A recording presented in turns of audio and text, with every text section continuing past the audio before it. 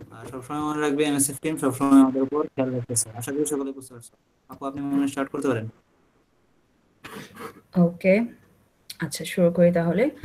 আজকে তো দেখতেছি প্রচুর নতুন মানুষজন আছে। তো আমার পরিচয়টা দিয়ে একটু শুরু করি। আমি নাজিয়া হোসেন, ঢাকা বিশ্ববিদ্যালয়ে প্রাণিবিদ্যা বিভাগ থেকে ফিশারিজে মাস্টার্স করতেছি। একেবারেই শেষের দিকে আমার ফাইনাল এক্সাম চলতেছে, শুধু থিসিস সাবমিশনটা বাকি। আর এর পাশাপাশি হচ্ছে আমার কাজ নিয়ে যদি বলি, আমি হচ্ছে মেরিন কনজারভেশন নিয়ে কাজ করতেছি। তার পাশাপাশি আমি এমএসএফ এ বায়োলজি পড়াচ্ছি তোমাদেরকে। সো ম্যাম, টিচার এসব আমাকে ডাকার দরকার নেই। সিম্পলি আমি তোমাদের আপু, বড় আপু হিসেবে এমএসএফ এ আছি।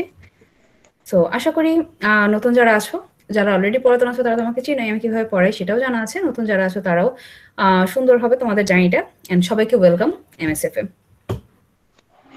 আর আমার ক্লাসে কিছু জেনারেল নিয়ম কানুন আছে, সেটা একটু বলবো। কেউ কি কিছু বললা?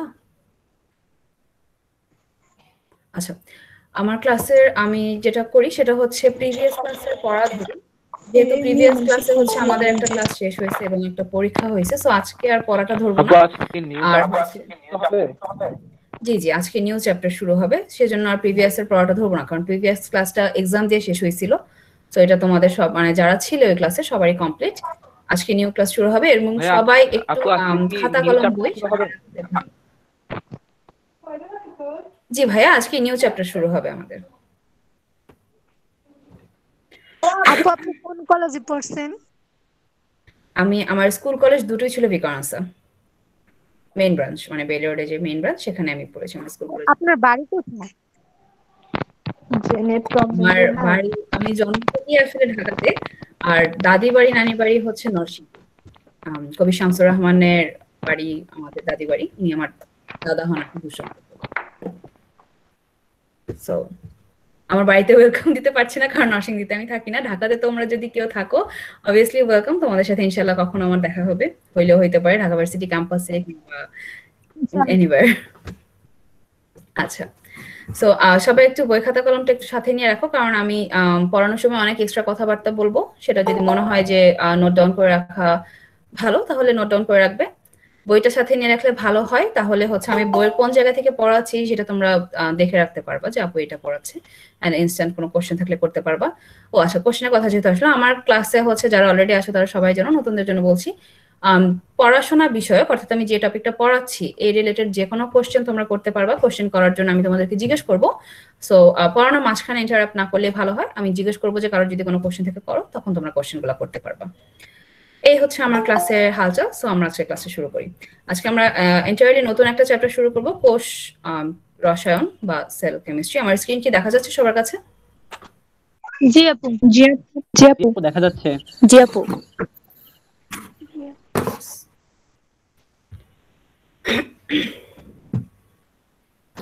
ওকে, সো জি আপু। আমরা হচ্ছে গিয়ে লাস্ট ক্লাসে, মানে লাস্ট যে ক্লাসটা আমাদের শেষ হয়েছিল সেটাতে হচ্ছে গিয়ে প্রথম সেকেন্ড যে চ্যাপ্টারটা কোষ বিভাজন সেটা আমরা পড়াইছিলাম। আর আজকের ক্লাসে হচ্ছে আমরা থার্ড চ্যাপ্টারটা শুরু করবো। আর অলরেডি আমাদের প্রিমিয়াম ক্লাসে চলতেছে ফার্স্ট চ্যাপ্টারটা, সেটা অনগোয়িং। তো তিনটা চ্যাপ্টার, একটা চ্যাপ্টার শেষ হয়েছে, একটা চলতেছে, আর আজকে একটা শুরু হলো আমাদের। লাস্ট ক্লাসের এক্সামে ফার্স্ট সেকেন্ড থার্ড কে কে হয়েছিল এটা কি বলা হয়েছিল? আমি রেজাল্ট দিয়েছিলাম আমার কাছে। জি আপু, বলা হয়েছিল। আচ্ছা, আপু আজকে কোন চ্যাপ্টার ধরবেন? আজকে হচ্ছে সেল কেমিস্ট্রি। আচ্ছা, আমি একটু বলি লাস্ট ক্লাসে কারা হয়েছিল তাদেরকে একটু কংগ্রেচুলেট করি আজকে শুরুতে। আমি নামগুলো ভুলে গেছি, একটু দেখে আসি। ওকে, লাস্ট এক্সামে ফার্স্ট হয়েছিল জাকিয়া সুলতানা, সেকেন্ড হয়েছিল দুইজন, সৌরভ আর ইমন, আর থার্ড হয়েছিল সাজিদা। তো সবার জন্য হাততালি, ভার্চুয়াল হাততালি। আশা করি নেক্সট পরীক্ষাতেও তোমরা আরো ভালো করবা, এন্ড বাকি যারা আছো সবাই ভালো করবা। নেক্সট পরীক্ষাতে যেন অনেক আপু অনেক আমার নামটা আগে বলা হয় নাই। কার নামটা? সাজিদা বললেন না? হ্যাঁ। আইমান ভাইয়া তিনজনের নাম বলছে। ও আচ্ছা, থার্ড পজিশন ঘোষণা করে নাই। আচ্ছা, ওটা আমি বলে দিলাম। আচ্ছা, এখন তো বলার সমস্যা কি? ওকে, আচ্ছা আমার কার্সর হয়ে গেল। ওকে, সো আমরা আমাদের চ্যাপ্টারটা শুরু করি। First chapter and second chapter যারা যারা পেয়েছো সবাই আমরা দেখে আসি যে কোষ কিছু একটা দিয়ে কোষ গঠিত এবং বারবার অনেকগুলা নাম আমরা পড়েছি, carbohydrate, protein, lipid, enzymes, coenzymes and so many chemical compounds এর নাম অনেক কিছু পড়ছি আমরা, যেগুলো দিয়ে কোষগুলো গঠিত বা কোষীয় অঙ্গাণুগুলো থেকে এরা তৈরি হয়। তো এরকম যে জিনিসগুলো, এগুলো হচ্ছে কি আমরা ফার্স্ট এন্ড সেকেন্ড চ্যাপ্টারে ছাড়া ছাড়া ভাবে পড়ে আসছি, যে এরা এখানে কাজে লাগতেছে, ওরা ওখানে কাজে লাগতেছে, ওর থেকে তৈরি হইতেছে। এন্টায়ারলি যদি আমরা সবগুলোকে এবার একসাথে আলোচনা করতে যাই, তাহলে যেই হেডিংটার আন্ডারে এই আলোচনাটা আসে সেটাই হচ্ছে সেল কেমিস্ট্রি, অর্থাৎ সেলের ভিতরে যত রকমের কেমিক্যাল নাটক সিনেমা কার্যক্রম হয় সবকিছুকে আমরা সেল কেমিস্ট্রি আন্ডারে আলোচনাটা করি। সো এটাই হচ্ছে আমাদের এই চ্যাপ্টারের মানে একেবারে থিমটা, যে আমরা আসলে এই চ্যাপ্টারটাতে কি পড়বো। নাম থেকেই বোঝা যাচ্ছে কোষ রসায়ন, অর্থাৎ কোষের ভিতর যত রকমের রাসায়নিক কার্যকলাপ হয়, ইনঅর্গানিক, অর্গানিক বোথ, সবকিছু নিয়ে যে আলোচনাটা সেটাকে আমরা সেল কেমিস্ট্রি বলতেছি। আচ্ছা, এখানে কি কেউ ইংলিশ ভার্সন বা ইংলিশ মিডিয়ামের কেউ আছো তোমরা আপু ভাইয়া? থাকলে আমাকে একটু বইলো যদি তোমরা বাংলা টার্মস গুলো না বুঝতে পারো। সো এই চ্যাপ্টারে মেইনলি যে জিনিসগুলো পড়া হবে সেগুলো হচ্ছে প্রোটিন, কার্বোহাইড্রেট, লিপিড, এনজাইমস, এরা কি কি করে না করে, কেমনে তৈরি হয়, কার মাধ্যমে তৈরি হয়, কয় রকমের হয়, এদের ফাংশন কি, এই সব কিছু এগুলোই মেইনলি হচ্ছে কি এই চ্যাপ্টারে আমরা পড়বো। পুরো চ্যাপ্টার জুড়ে এদের কাজকর্মই পড়বো, এদের কাহিনী পড়বো। সো একেবারে শুরুতে যদি আমরা আসি, এদেরকে যে এই জিনিসগুলো যেটা পড়লাম দেখলাম, এরা হচ্ছে একেবারে গোটা গোটা বড় বড় জিনিস। এই বড় বড় গোটা গোটা জিনিসগুলো অনেক ছোট ছোট ছোট ছোট জিনিস দিয়ে তৈরি। আমাদের চ্যাপ্টারের শুরুটা একেবারেই তাদেরকে দিয়ে, অর্থাৎ আমি এখানে হেডিং দিয়েছি দেখো, biochemical components in a cell, অর্থাৎ একটা সেলের ভিতরে কি কি কেমিক্যালস থাকে, বায়োকেমিক্যালস কম্পোনেন্ট। বায়ো শব্দটা আসছেই যেহেতু এটা জীব সম্পর্কিত। তোমরা নর্মালি জৈব যৌগতে যা পড়বা, জৈব যৌগ যদি অলরেডি পড়ে থাকো তাহলে এই চ্যাপ্টারটা একেবারেই ডাল ভাত, আর যদি না পড়ে থাকো সো সমস্যা নেই, মানে এই চ্যাপ্টারটার এন্টায়ার অনেক একটা অংশ জৈব যৌগে আছে, সো দুইটার মধ্যে অনেকখানি মিল আছে, তোমরা পাবা যদি পড়ে থাকো। ওইটাই আর কি এখানে জীবের সাথে কানেক্টেড ভাবে দেখানো হচ্ছে। তো আমরা যদি এবার কোষকে বিশ্লেষণ করি বা একটা কোষ, সিঙ্গেল একটা কোষকে ধরে সেটাকে বিশ্লেষণ করতে থাকি, সবার প্রথমে যে জিনিসটা আসবে সেটা হচ্ছে পানি। এই যে আমার পানি ভদ্রলোক, কোষের অনেকখানি অংশ জুড়ে অলমোস্ট 90 to 95%, তোমাদের বই পার্সেন্টেজটা দেওয়া আছে, যদিও এটা এখন আমার চোখে পড়তেছে না, যাই হোক কোন একটা জায়গায় আছে, 60 থেকে 90% হচ্ছে পানি। এছাড়াও আরো অনেক কিছু অর্গানিক মলিকিউলস থাকে, জৈব অর্গানিক মলিকিউলসের বাংলা কি, জৈব অণু থাকে কিছু, অজৈব অণু থাকে কিছু, সবকিছুরই নাম তোমাদের বইয়ে আছে। অজৈব অণুটাকে বা ইনঅর্গানিক মলিকিউলসের কথা যদি আমরা ধরি, সেখানে আসতেছে একেবারেই কমন জিনিসপাতি, carbon, hydrogen, oxygen, nitrogen etcetera. আর ইনঅর্গানিক, আচ্ছা আমার পড়া যদি খুব তাড়াতাড়ি মনে হয় তাহলে একটু বইলো, কারণ রিসেন্টলি আমার এতগুলা প্রেজেন্টেশন গেছে, আমার কথার স্পিড অনেক বেশি বাইরে গেছে। তোমরা যদি ধরতে না পারো তাহলে একটু বইলো। জি আপু, ক্লাস নেই পড়া। আচ্ছা, আমার লাস্ট একটা প্রেজেন্টেশন আমি এত দ্রুত বলছি টিচাররা পর্যন্ত থতমত হয়ে গেছিল, যাই হোক জোকস অ্যাপার্ট। সো যদি মনে হয় যে আমি তাড়াতাড়ি বলতেছি তাহলে একটু বইলো। আর জৈব যৌগ অর্থাৎ বড় বড় মলিকিউলস যেগুলো, সেগুলোর ভিতরে আসতেছে প্রোটিন, কার্বোহাইড্রেট আসতেছে, লিপিড আসতেছে, অ্যামাইনো অ্যাসিড আসতেছে, এন্ড আরো অনেক কিছু আছে, নানা রকম নিউক্লিক অ্যাসিড এক্সেট্রা। এর বাইরে আছে কিছু লবণ, মিনারেল সল্ট বা খনিজ লবণ। তো এই হচ্ছে মোটামুটি ভাবে একটা কোষকে বিশ্লেষণ করলে আমরা পাই। এবারে যা পাই সেটাকে দুইটা ভাগে ভাগ করা হয়, একটা হচ্ছে গিয়ে অত্যাবশ্যকীয় বা খুবই মোস্ট, দুইটা ভাগে না একটা ভাগে ভাগ করা হয়েছে। অত্যাবশ্যকীয় উপাদান, এর ভিতরে আছে 92টা মলিকিউল। 92টার নাম তোমাদের নাই, জাস্ট এক্সাম্পল স্বরূপ আছে যে কিছু আছে খুবই গুরুত্বপূর্ণ, অর্থাৎ মেজরিটি পোর্শন বা 96% হচ্ছে কি তোমার কার্বন, হাইড্রোজেন, অক্সিজেন, নাইট্রোজেন দিয়ে গঠিত। আর বাকি যেগুলো এখানে আমরা দেখলাম, phosphorus, potassium, calcium, magnesium etcetera, আরো যা যা আছে, এরা হচ্ছে বাকি 4%, অর্থাৎ সেটা তারা খুবই কম পরিমাণের। আর এই 96% নিয়েই হচ্ছে আমাদের এই চ্যাপ্টারের পড়াশোনা। এবারে তোমাদের বইয়ে কিছু সংজ্ঞা আছে, একটা হচ্ছে এলিমেন্টস আর একটা হচ্ছে কম্পাউন্ডস। এলিমেন্টস হচ্ছে সিম্পলি আমরা একেবারেই সিম্পলার ফর্ম, যেটা আমরা কেমিস্ট্রিতে মলিকিউল হিসেবে পড়ে আসি, যেটাকে আর ভাগ করা যাবে না, সেটাকে আমরা বলতেছি এলিমেন্টস। আর অনেকগুলো এলিমেন্টস মিলে যেই জটিল যৌগ গঠিত হয় সেটাকে আমরা বলতেছি কম্পাউন্ডস। এই গেল আমাদের সংজ্ঞা, আর বিশ্লেষণ করলে কি আসে সেটা। এতটুকু পর্যন্ত কি মানে এটা কি ক্লিয়ার হয়েছে সবার কাছে, বুঝতে পারছো? জি আপু, ক্লিয়ার। ওকে, এবারে এই যে এতগুলো রাসায়নিক জিনিসপাতি পড়লাম, এরা কোষের ভিতরে আছে, কিভাবে আছে? অবভিয়াসলি কোনো না কোনো ভাবে তারা আটকায় আছে। তারা যদি সারা সারা থাকতো তাহলে আমি আমার হাতের দিকে তাকাইলে দেখতে পারতাম যে একটা কার্বনের মাথা বের হয়ে আছে, একটা অক্সিজেনের হাত বের হয়ে আছে। এভাবে তারা নাই। সো অবভিয়াসলি কোনো না কোনো ভাবে তারা যুক্ত আছে। সেটাকে আমরা বলতেছি কেমিক্যাল বন্ড। এই যে কেমিক্যাল ভদ্রলোকরা যেই বন্ডগুলোর মাধ্যমে একজন আরেকজনের সাথে আছে সেগুলোকে আমরা বলতেছি কেমিক্যাল বন্ড। যেটা আমি বললাম যে এই চ্যাপ্টারটার অনেক কিছু তোমাদের কাছে মনে হইতে পারে এগুলো তো পড়েই আসছি। হ্যাঁ, এগুলো তোমাদের কেমিস্ট্রি ফার্স্ট পেপার সেকেন্ড পেপারে আছে। আমি জানি না তোমরা অলরেডি পড়ে আসছো কিনা, পড়ে আসলে আবার পড়ো, সমস্যা নেই, রিভিশন হয়ে যাবে। সো 3 ধরনের কেমিক্যাল বন্ডস দেখা যায়, আরো কিছু ছোটখাটো আছে। 3টা মেইন বা প্রধান বন্ড আছে, সেটা একটা হচ্ছে গিয়ে আয়নিক বন্ধন, একটা হচ্ছে কোভ্যালেন্ট বন্ড, আর একটা হচ্ছে গিয়ে হাইড্রোজেন বন্ড। আয়নিক বন্ড কাকে বলতেছি? সিম্পলি এই চিত্রটার দিকে যদি আমরা তাকাই, এখানে দেখতেছি যে একটা মলিকিউলের একদম সর্ববহিস্থ যে ইলেকট্রন আছে সেটা আরেকজনের মধ্যে ট্রান্সফার হচ্ছে। সো আয়নিক বন্ডটা এটাই যে আয়নের মধ্যে যেই বন্ধনটা হয়, দুটা মলিকিউলসের আয়নের মধ্যে একজনের প্লাস এবং একজনের মাইনাস, এই প্লাস এবং মাইনাস আয়নের মধ্যে যে বন্ধনটা হয় সেটাকে আমরা বলতেছি আয়নিক বন্ধন। কোভ্যালেন্ট বা কোভ্যালেন্ট একটা বাংলা আছে, বাংলাটা কি তোমাদের উপর আছে? বাংলা নাই, সমযোজী ভাই, সমযোজী বন্ধন। সমযোজী।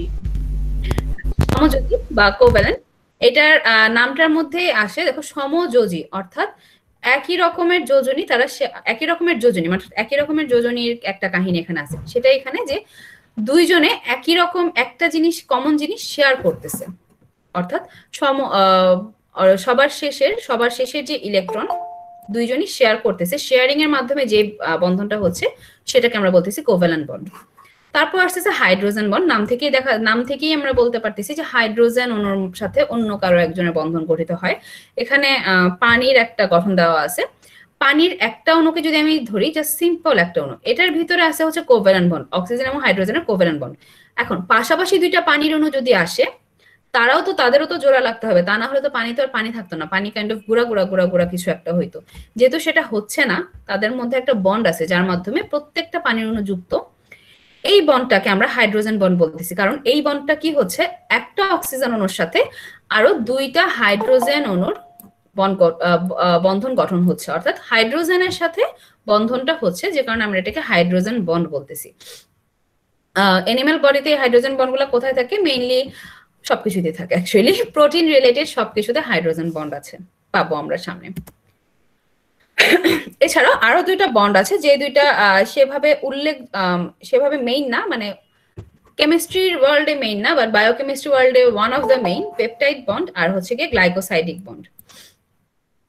পেপটাইড বন্ডটা হচ্ছে পেপটাইড বা প্রোটিন অণুর মধ্যে যে বন্ধনটা হয়, এখানে একটা প্রোটিন অণু আছে, এখানে একটা প্রোটিন অণু আছে, এই দুই ভদ্রলোকের মধ্যে যে বন্ধনটা হচ্ছে সেটাকে আমি বলতেছি পেপটাইড বন্ড। এই পেপটাইড বন্ডের ফলে একটা পানি বের হয়ে যাচ্ছে এবং বাকি যারা আছে তাদের মধ্যে একটা বন্ধন হচ্ছে, এবং এভাবেই আস্তে আস্তে পলিপেপটাইড চেইন হয়। এখানে জাস্ট দুইটা পেপটাইড অণু, অর্থাৎ ডাইপেপটাইড একটা চেইন দেখানো হয়েছে। সেরকম পাশাপাশি আরো অনেকেই যুক্ত হয়, অর্থাৎ এদের প্রত্যেকের মাঝখান থেকে হাইড্রোজেনটা বাইর হয়ে যায়, একটা হাইড্রোজেন অক্সিজেন, দুইটা হাইড্রোজেন এবং অক্সিজেন বাইর হয়ে যায় এবং একটা বন্ধন গঠিত হয়, যেটাকে আমরা পেপটাইড বন্ড বলতেছি। যেহেতু এটা প্রোটিনের মধ্যে হইতেছে এবং অ্যামাইনো অ্যাসিড, দুইটা অ্যামাইনো অ্যাসিডের মধ্যে হইতেছে, সেজন্য আমরা এটাকে পেপটাইড বন্ড বলতেছি। তারপর আসছে গ্লাইকোসাইডিক বন্ড। প্রোটিন ভদ্রলোক তো যুক্ত হলো, কার্বোহাইড্রেট কেন বাদ যাবে? কার্বোহাইড্রেটের মধ্যে যে বন্ডটা হচ্ছে সেটাকে আমরা বলতেছি গ্লাইকোসাইডিক বন্ড। এই নামটা আসছে, আমরা হচ্ছে গিয়ে গ্লাইকোজেন বা গ্লিসারিন, এই যে ওয়ার্ডগুলো, গ্লিসারিন থেকে না, গ্লাইকোজেন থেকে মেইনলি গ্লাইকোসাইডিক বন্ডটা আসছে, অর্থাৎ দুইটা কার্বোহাইড্রেট অণুর মধ্যে এই যে বন্ডটা গঠন হচ্ছে সেটাকে আমরা বলতেছি গ্লাইকোসাইডিক বন্ড। এর ফলে আমার মনোস্যাকারাইড থেকে বা পলিস্যাকারাইড, ডাইস্যাকারাইড এক্সেট্রা তৈরি হচ্ছে। এই হচ্ছে মোটামুটি ভাবে 5টা bond, ionic, covalent, hydrogen, peptide and glycosidic. এই 5টা বন্ড আমি আমার বডিতে বা এনি কাইন্ড অফ জীব দেহে আমরা দেখতে পাই। এটা কি সবার কাছে ক্লিয়ার হয়েছে? বুঝতে পারছো সবাই? জি আপু, ক্লিয়ার। আচ্ছা, না এইটুকু। একবার বুঝা। সরি আপু, কোনটা বোঝাবো? পেপটাইড। আচ্ছা, পেপটাইড বন্ডটা যেটা বললাম, পেপটাইড আর গ্লাইকোসাইডিক আমি যদি একসাথে বলতে চাই, একটা হচ্ছে প্রোটিনের বন্ধন আর একটা হচ্ছে কার্বোহাইড্রেটের বন্ধন। প্রোটিন অণুটা কি আমরা অলরেডি ফার্স্ট এন্ড সেকেন্ড চ্যাপ্টারে পড়ে আসছি। অ্যামাইনো অ্যাসিড মিলে মিলে পলিপেপটাইড চেইন গঠিত হয়, যেটাকে আমরা প্রোটিন বলতেছি। এই যে এটা আচ্ছা দাঁড়ান একটু রংগুলো সরাই আনি।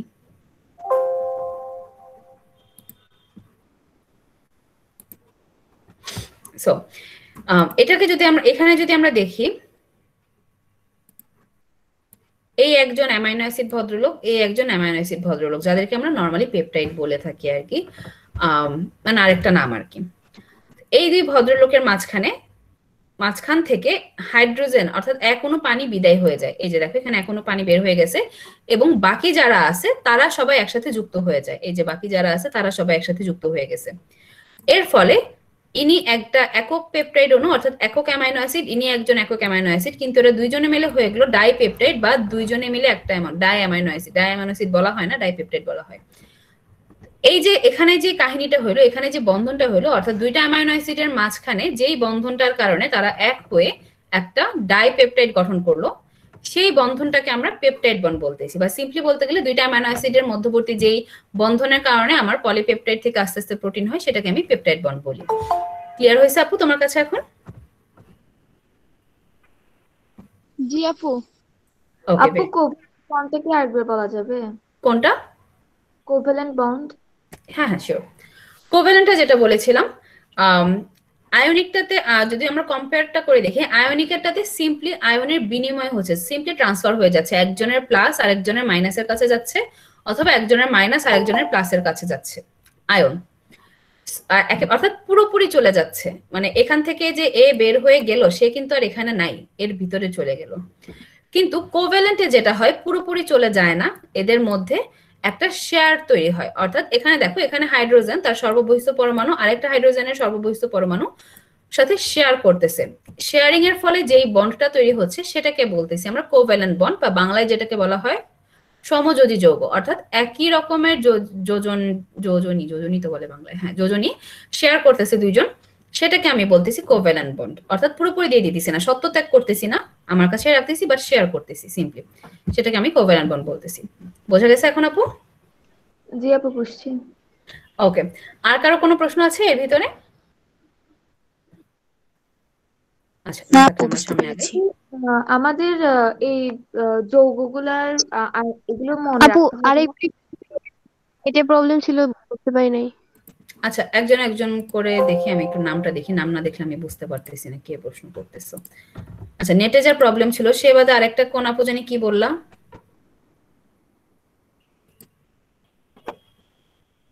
আপু বলতেছি যে কি আমাদের কিছুক্ষণ আগে যে কোভ্যালেন্ট বন্ড ছাড়া পেপটাইড পেপটাইড বন্ডে আমরা যে যৌগগুলো দেখিয়েছিলাম, মানে ওগুলো কি আমাদের আঁকতে হবে? মানে যদি খ নাম্বার অথবা ক নাম্বার কোশ্চেনে আসে। না না আঁকতে হবে না, আঁকতে হবে না, আমি যে শুধুমাত্র তোমাদেরকে বোঝানোর জন্য এখানে ছবিগুলো দিছি, আঁকার কোনো দরকার নেই। জি আপু। যদি কেউ মনে করো যে আঁকবা, আঁকতেই পারো, দেখতে সুন্দর দেখাবে, কিন্তু প্রেসার করার কিছু নাই। আঁকলে দেখতে সুন্দর দেখায়, খাতা ভালো দেখায়, টিচারের মন খুশি খুশি হয়ে যায়, হয়তো সেখানে তোমার নাম্বার না বাড়লেও পরে কোনো একটাতে নাম্বার বাড়াই দিতে পারে। যেমন তোমাদের এই পরীক্ষায় খাতা দেখার সময় হয়েছে যে একজনের 2 নাম্বারের একটা অ্যান্সার আমার খুবই পছন্দ হয়েছে, কিন্তু সেখানে আমি তাকে 2 এর বেশি দিতে পারবো না, তাকে আরেকটাতে 4-এর প্রশ্ন 4-এ 4 দিছি। এটা টিচারদের ক্ষেত্রেও হয়, তুমি যদি এখানে দাও ভালো, তার মনে হবে পছন্দ, বা ছেলেটা বা মেয়েটা তো বুদ্ধি করে একটা চিত্র দিয়ে দিছে, আপ টু ইউ। আচ্ছা আরেকটা জানি কি বললো আপু, নেটে প্রবলেম। আচ্ছা খায়রুন রিয়া আপু তোমার ভিডিও অন হয়ে আছে সামহাও, তুমি ভিডিওটা একটু বন্ধ করো।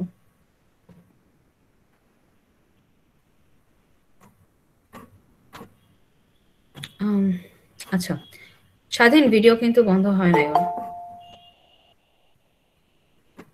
আরেকটা যে নেটের প্রবলেম আপু, তুমি কোন জায়গাটা বুঝতে পারো নাই? আপু যে কোভ্যালেন্ট বন্ডটা একটু আরেকবার দিতে বলছি। আচ্ছা আচ্ছা, কোভ্যালেন্ট বন্ডটা যেটা বলেছি সেটা হচ্ছে সিম্পলি শেয়ারিং এর মাধ্যমে যেটা হয়। আয়নিক বন্ধনে যেরকম একেবারে সত্য ত্যাগ করে আমি আমার সর্ববহিস্থ ইলেকট্রন আরেকজনকে দান করে দিচ্ছি যে নিয়ে যাও ভাই, কোভ্যালেন্টে সেটা হয় না। কোভ্যালেন্টে হচ্ছে আমারটা আমার কাছেই থাকে, আমি জাস্ট শেয়ার করতেছি। যদি আমি পাশাপাশি চিত্রটা দেখি, এখানে দেখো এখানের এই যে ইলেকট্রনটা সেটা এখানে ট্রান্সফার হয়ে যাচ্ছে, এর কাছে আর থাকতেছে না। আর কোভ্যালেন্টে এরা দুইজন তাদের সর্ববহিষ্ঠ যে ইলেকট্রন সেটা একজন আরেকজনের সাথে শেয়ার করতেছে, অর্থাৎ দুইজনের মধ্যেই একই জিনিস থাকতেছে, সেটাকে আমরা কোভ্যালেন্ট বন্ড বা বাংলায় সমযোজী বন্ধন বলতেছি। এখন বোঝা গেছে আপু? প্রশ্ন ছিল জি বলো।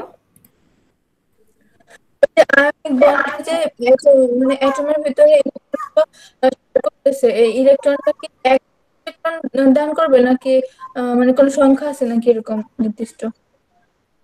আপু তোমার কথা পুরোটাই কেটে গেছে, আরেকবার একটু রিপিট করলে ভালো হয়। এই যে আয়নিক বন্ডে মানে অ্যাটমের ভিতরে যে ইলেকট্রন হচ্ছে, এই ইলেকট্রন কি একটাই দিয়ে দিবে নাকি মানে আলাদা করে কোন নির্দিষ্ট সংখ্যা আছে? এটা এটা এন্টায়ারলি কেমিস্ট্রি একটা কোশ্চেন। কেমিস্ট্রিতে বন্ধন যখন পড়ানো হবে তখন তোমার কাছে ক্লিয়ার হবে, বাট আমি যদি এখন শর্টকাটে বলতে যাই, নির্দিষ্ট সংখ্যা আছে, এক একটা অণুর জন্য এক এক। সোডিয়ামের ক্ষেত্রে এটা তোমরা যদি পর্যায় সারণীতে দেখো, আমার অ্যাকচুয়ালি অনেক বছর কেমিস্ট্রি পড়া নাই, সো আমি তোমাদেরকে একটা আইডিয়া দিতে পারি। তোমরা যদি পর্যায় সারণীটা একটু মনে করো, এক একজনের নাম্বার এক এক রকম, অর্থাৎ সোডিয়াম পটাশিয়াম এরা হচ্ছে এক যোজি, ক্যালসিয়াম ম্যাগনেসিয়াম এরা হচ্ছে দ্বিযোজি। যার যোজনী যতটা সে ততটা শেয়ার করবে বা দান করবে আপ টু তাদের বন্ধনটার উপর, মানে কে কত যোজি সেটার উপর আর কি নির্ভর করবে যে কে কতটা ইলেকট্রন দিবে। আর এটার পুরো ডিটেইলসটাই তোমরা কেমিস্ট্রিতে পড়বা। তোমাদের কেমিস্ট্রি ক্লাসে আমার মনে হয় রাসায়নিক বন্ধন চ্যাপ্টারটাতে এটা এই কোশ্চেনটা করলে বেটার হয়, কারণ তখন ওখানে তোমাদের ডিটেইলসে বোঝানো হবে। এখন যদি এটা ডিটেইলসে বুঝাইতে যাই, প্রথম কথা হচ্ছে আমার এই সারা ক্লাস চলে যাবে, দ্বিতীয় কথা হচ্ছে আমাকে পুরো কেমিস্ট্রি নিয়ে আসতে হবে। সিম্পলি যদি বলতে চাই, এটা পুরোটাই নির্ভর করবে কে কত যোজি। এখানে যে ছবিটা তার এটা সামহাও এটা এক যোজি, অর্থাৎ এটা 3 যৌগ বিশিষ্ট, খুব সম্ভবত 3 যৌগ কার হিলিয়ামের মনে হয়, হিলিয়ামের তো 4, 3 কার হাইড্রোজেন কারো মনে আছে 3 কার? লিথিয়াম। হ্যাঁ হ্যাঁ, তো এটা হচ্ছে লিথিয়াম, যেহেতু এটার হচ্ছে গিয়ে সর্বশেষে একটা আছে, সে একটা দিতেছে। এখানে যদি সামহাও একটা ক্যালসিয়াম চলে আসতো তাহলে এটা সবার শেষে 2টা থাকতো, সে 2জনকে দিত। এখানে যদি ম্যাগনেসিয়াম চলে আসতো সেও 2জনকে দিত। বিষয়টা হচ্ছে এরকম, বুঝতে পারছো আপু? জি আপু বুঝতে পারছি। ওকে, বাট এটার ডিটেইলস আনসারটা তোমরা কেমিস্ট্রিতে যখন রাসায়নিক বন্ধন পড়ানো হবে তখন তোমরা পেয়ে যাবে। আর কারো কোনো প্রশ্ন আছে? আপু আমার একটা কোশ্চেন আছে। হ্যাঁ আপু বলো। ওই যে গ্লাইকোসাইডিক বন্ডটা একটু বুঝাইবেন আবার? হ্যাঁ হ্যাঁ শিওর, হয়ে গেল। ওকে, গ্লাইকোসাইডিক বন্ড যেটা বলছি, প্রোটিনের ক্ষেত্রে যেরকম, এটা প্রোটিনের যে সিঙ্গেল অণু অর্থাৎ অ্যামাইনো অ্যাসিডের মধ্যকার যে বন্ধন যার মাধ্যমে প্রোটিন গঠিত হচ্ছে সেটাকে আমরা পেপটাইড বন্ড বলতেছি। গ্লাইকোসাইডিক হচ্ছে সেম জিনিসই, কিন্তু এখানে মলিকিউলটা আসছে কার্বোহাইড্রেট, অর্থাৎ দুইটা কার্বোহাইড্রেট, সিঙ্গেল কার্বোহাইড্রেট বা সিঙ্গেল মনোস্যাকারাইড আমরা যেটাকে বলি, আমরা একটু পরেই দেখব। মনোস্যাকারাইড, দুইটা মনোস্যাকারাইড অণুর মধ্যে যে বন্ধন হয়ে তার পলিস্যাকারাইড হচ্ছে, সেটাকে আমরা বলতেছি গ্লাইকোসাইডিক বন্ড। অর্থাৎ কার্বোহাইড্রেটের মধ্যে, কার্বোহাইড্রেট অণুর মধ্যে যে বন্ধনটা দেখা যায় সেটাকে আমরা গ্লাইকোসাইডিক বন্ড বলছি। বোঝা গেছে আপু? জি আপু বুঝছি। ওকে, আর কারো কোনো প্রশ্ন আছে? আচ্ছা, না থাকলে আমরা নেক্সট স্লাইডে যাই। সো এই তো এতটুকু আমরা পড়ে আসলাম। আপু আলফা ডি গ্লুকোজ আর বিটা ডি গ্লুকোজ এটা কিভাবে বুঝবো? হ্যাঁ, এটা আমি সামনে বলবো, এটা এখন আমি বলিনি, সামনে আছে, এই চ্যাপ্টারই আছে, সামনে বলবো। ক্যারেক্টারের মধ্যে যখন পড়বো আমরা কার্বোহাইড্রেটের ক্যারেক্টার, তখন হচ্ছে কি এই জিনিসটা বোঝাবো এটা কি জিনিস। সো এতক্ষণ আমরা পড়ে আসলাম যে কয় ধরনের অণু পাওয়া যায়, অণু পরমাণু কি কি ধরনের বন্ধন তাদের মধ্যে আছে, এগুলা। এবারে আসতেছে আমাদের বাকি পড়া, অর্থাৎ এখানে যেহেতু এটা আমাদের বায়োলজি কেমিস্ট্রি না, সো এখানে আমাদের যা পড়া সবকিছুই হবে অর্গানিক মলিকিউল নিয়ে। অর্গানিক মলিকিউল কি জিনিস? সিম্পলি যেই মলিকিউলটার মধ্যে কার্বন, হাইড্রোজেন, মাঝে মাঝে নাইট্রোজেন, অর্থাৎ কার্বন এবং হাইড্রোজেনের যৌগ এবং সাথে আরো অনেক কিছু থাকে, সেটাকে আমরা অর্গানিক অণু বলতেছি বা জৈব অণু বলতেছি। আর যেই মলিকিউলের মধ্যে কার্বন এবং হাইড্রোজেন থাকে না সেগুলোকে আমরা ইনঅর্গানিক বলতেছি। এখানে জাস্ট একটা পার্থক্য টাইপের দেওয়া আছে যে অর্গানিক, এখানে কার্বন এবং হাইড্রোজেন নানাভাবে এরা একসাথে হয়েছে, সেটাকে আমরা বলতেছি অর্গানিক। আর ইনঅর্গানিকটাকে আমরা বলতেছি সিম্পলি সোডিয়াম অ্যান্ড ক্লোরাইড অর্থাৎ অন্য কোনো মলিকিউলস আদার দেন কার্বন এবং হাইড্রোজেন, সেটাকে আমরা ইনঅর্গানিক বলতেছি। আর অর্গানিক মলিকিউলস এর মধ্যে সবচেয়ে বড় বড় যে মলিকিউল যেগুলো নিয়ে আমরা পড়বো তারা হচ্ছে গিয়ে কার্বোহাইড্রেট, প্রোটিন এবং ফ্যাট। এই হচ্ছে আমাদের অর্গানিক মলিকিউলস এর সংজ্ঞা সিম্পলি। এবারে জৈব যৌগ যদি তোমরা পড়ে আসো তখন দেখবা, এটা আমি তোমাদের বই থেকে ছবিটা তুলে দিছি। কেমনে বোঝা? আচ্ছা এখানে যদি আমি দেখাই, জৈব যৌগ যদি তোমরা পড়ে আসো তাহলে তোমরা এখানে দেখবা এরকম যে এটা খুবই সিম্পল, এটা হচ্ছে গিয়ে জাস্ট সিঙ্গেল লাইনের, যেটাকে বলা হয় অ্যালকেন বলতেছি, অ্যালকেন বলি আমরা। অ্যালকেনের একটা স্ট্রাকচার, অ্যালকেন থাকে, অ্যালকিন থাকে, অ্যালকাইন থাকে, অনেক কিছু থাকে, সিঙ্গেল মানে সিম্পলি কার্বন এবং হাইড্রোজেন, আর কিছু নেই। তো এগুলোর মধ্যেই ফাংশনাল গ্রুপ বলে একটা জিনিস থাকে। সাপোজ এইটাকে যদি আমি ধরি যে এর ফাংশনাল গ্রুপ হচ্ছে এটা, অনেক রকমের থাকে, তোমার অ্যালডিহাইড থাকে, কিটোন থাকে, এক এক রকমের যৌগ। অর্গানিক মলিকিউলস এর মধ্যে অনেক রকমের যৌগ থাকে যাদের এক একটা ফাংশনাল গ্রুপের উপরে ভিত্তি করে শ্রেণীবিন্যাসটা করা হয়। ফাংশনাল গ্রুপটা কি জিনিস? ফাংশনাল গ্রুপ হচ্ছে যে বিক্রিয়ায় অংশগ্রহণ করে। আমরা যদি আগের স্লাইডটাতে একটু দেখে আসি, এইখানে দেখো ইনি এবং ইনারা, এরা কিন্তু পুরোপুরি ইনট্যাক্ট আছে, এদের মধ্যে কিন্তু কোনো নাড়চড় হয় নাই। ভদ্র বাচ্চার মতন যে যারা জায়গায় বসে আছে, নড়চড় হয়েছে মাঝখানের জায়গাটুকুর মধ্যে, অর্থাৎ একটা নির্দিষ্ট জায়গার মধ্যে বিক্রিয়াটা হয়েছে। সিম্পলি যেই জায়গার মধ্যে বিক্রিয়াটা হয় বা যারা বিক্রিয়ায় অংশগ্রহণ করে তাদেরকে আমরা বলতেছি অ্যাক্টিভ গ্রুপ বা হচ্ছে সক্রিয় গ্রুপ, ফাংশনাল গ্রুপ। আর যারা করে না তাদেরকে আমরা হচ্ছে নন ফাংশনাল গ্রুপ বলি। সো সেইভাবেই আমাদের জৈব যৌগের মধ্যে এক এক ধরনের ফাংশনাল গ্রুপের এক একটা ফাংশনাল গ্রুপ, এক এক ধরনের যৌগের এক এক ধরনের ফাংশনাল গ্রুপ আছে। সেটারই একটা ছক তোমাদের বইয়ে দেওয়া আছে। আরো অনেক আছে যেগুলো তোমরা হচ্ছে তোমাদের ওই কেমিস্ট্রি সেকেন্ড পেপারে পড়বো। এখানে সিম্পলি কয়েকটা জিনিস দেওয়া আছে যেগুলো আমি তোমাদের ছবি তুলে দিয়ে দিছি, কারণ এগুলো লেখা অনেক ঝামেলা সে কারণে। সো প্রথমে যেটা আসতেছে সেটা হচ্ছে হাইড্রোক্সিল গ্রুপ, যেখানে একটা হাইড্রোক্সিল মূলক থাকে এবং এই হাইড্রোক্সিল গ্রুপ যার সাথে যুক্ত সেটাকে আমরা বলতেছি অ্যালকোহল।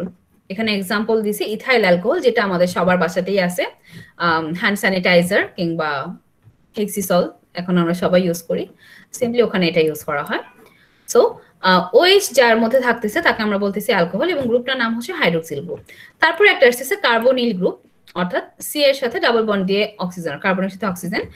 এই কার্বনিল গ্রুপের দুইটা যৌগ আছে, একটা হচ্ছে কি অ্যালডিহাইড এবং একটা হচ্ছে কি কিটোন। এখন কে অ্যালডিহাইড হবে আর কে কিটোন হবে, এখানে সিম্পলি যদি আমরা দেখতে যাই, এখানে দেখো কার্বনের একটা হাত খালি, একটা হাতে হাইড্রোজেন আছে। এখানে কার্বনের মানে একটা হাতে হাইড্রোজেন বলতে সিঙ্গেল হাইড্রোজেন, এই জায়গাতে কিন্তু এমন না যে হাইড্রোজেনের জায়গায় আর কেউ যুক্ত হতে পারবে। আর কিটোনের ক্ষেত্রে কার্বনের এই হাতটাও খালি, এই হাতটাও খালি, এখানে যে মঞ্চে সে এসে বসতে পারবে, যেটাকে আমরা সিম্পলি বলি আর গ্রুপ। এখানে অন্য একটা আস্ত অ্যালকোহল গ্রুপ এসে বসে যেতে পারে, এখানে একটা আস্ত অ্যালকেন গ্রুপ এসে বসে যেতে পারে, এখানে একটা আস্ত অ্যালকাইন গ্রুপ এসে বসে। আচ্ছা তোমরা কি পড়ছো জৈব যৌগ? আমার এই কথাগুলো কি তোমরা বুঝতেছো সেটা একটু আমাকে বলো তো। জি আপু বুঝতেছি। না আপু আমরা তো আসছি আর আমাদের একটু কষ্ট হচ্ছে বুঝতে। আপু আমরা তো পড়ি নাই, আমরা তো পড়ি নাই। আচ্ছা আমিও আপু 9-10 এ পড়া হয়েছে, কিন্তু এখানে ইন্টারে এখনো পড়া হয়নি। কিছু কিছু 9-10 এর সাথে মিলে সেগুলো বুঝতেছি।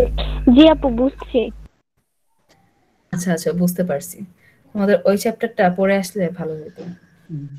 আপু 9-10 এর সাথে প্রায় মিলে।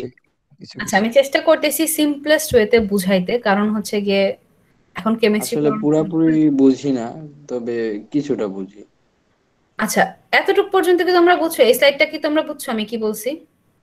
জি আপু বুঝতে পেরেছি এটুকু। এইটা বুঝছি। তো আমি যদি তোমাদের সেকেন্ড চ্যাপ্টারের এক লাইনে একটু বলতে চাই যে কেমিস্ট্রি সেকেন্ড পেপারে তোমাদের আসলে কি আছে, সেখানে এন্টায়ারলি জৈব যৌগ নিয়ে কাহিনী আছে। জৈব যৌগ হচ্ছে যেই যৌগতে হাইড্রোজেন এবং কার্বন আছে, তাদের সাথে আরো অনেক সৈন্যবাহিনী আছে, অক্সিজেন থাকতে পারে, অক্সিজেন থাকতে পারে, ফসফরাস থাকতে পারে, এক্সেট্রা অনেক কিছু থাকতে পারে। জৈব যৌগটা আসলে কি জিনিস? সিম্পলি আমার বডি, আমি যদি হিউম্যান বডিটাকে চিন্তা করি, হিউম্যান বডি যেই সব যৌগ দিয়ে গঠিত, হিউম্যান বডির ফাংশন গুলা যেসব যৌগ দিয়ে কন্ট্রোল হয়, এই পুরো জিনিসটাকে হিউম্যান এবং মানে লিভিং এন্ড নন লিভিং ওয়ার্ল্ডটাকে অ্যাকচুয়ালি দুইটা মানে আলাদা করে দেওয়া হয়েছে কেমিস্ট্রির একটা বেসিক ভাগ দিয়ে। মানে যে বিজ্ঞানীরা দেখছে যে নন লিভিং পার্ট, অর্থাৎ একটা কাঠ না, অ্যাকচুয়ালি নন লিভিং কি বলা যায়, পানি কিংবা হচ্ছে তোমার মাটি, এই জিনিসগুলোর স্ট্রাকচারই এক ধরনের, আর মানুষ, গাছ, পশু পাখি এদের স্ট্রাকচারটা এক ধরনের। এখন যদি আমি একসাথে সব পড়তে যাই, প্যাচ গোছ লাগাই, আলাদা পুরো একেবারে খবর হয়ে যাবে। সেজন্য সিম্পলি দুইটা ভাগে ভাগ করে ফেলছি, ইনঅর্গানিক এবং অর্গানিক। অর্গানিকটা হচ্ছে নর্মালি সিম্পলি মানুষ যেভাবে গঠিত, মানুষ বা এনিমালস। এই অর্গানিকের মধ্যে অনেক ভাগ থাকে। এখানে দেখো, এখানে যেটা দেখাচ্ছি, কার্বন এবং হাইড্রোজেন একটা বন্ধন দ্বারা যুক্ত আছে, এরকম এক ধরনের স্ট্রাকচার হয়। আবার কোনো কোনো স্ট্রাকচার হয় যেটা দুইটা বন্ধন দ্বারা যুক্ত, আবার কোনো কোনো জায়গায় দেখা যায় যে এরা তিনটা বন্ধন দ্বারা যুক্ত। সো কার্বন এবং হাইড্রোজেন অনেকভাবে যুক্ত হইতে পারে, সেটার উপর ভিত্তি করে তাদের নামগুলো চেঞ্জ হয়। যদি একক বন্ধন থাকে সেক্ষেত্রে আমরা সেটাকে বলি অ্যালকেন, দুই বন্ধন থাকলে বলি অ্যালকিন, আর তিন বন্ধন থাকলে বলি অ্যালকাইন। সো কে স্ট্রাকচার, সিম্পলি স্ট্রাকচারের উপর ভিত্তি করে তাদের অনেকগুলো টাইপস হয়। এখন সব টাইপস বায়োলজিতে নাই, বায়োলজিতে যে জিনিসগুলো আছে সেগুলো হচ্ছে এখানে যেগুলো দেখাইতেছি সেগুলা।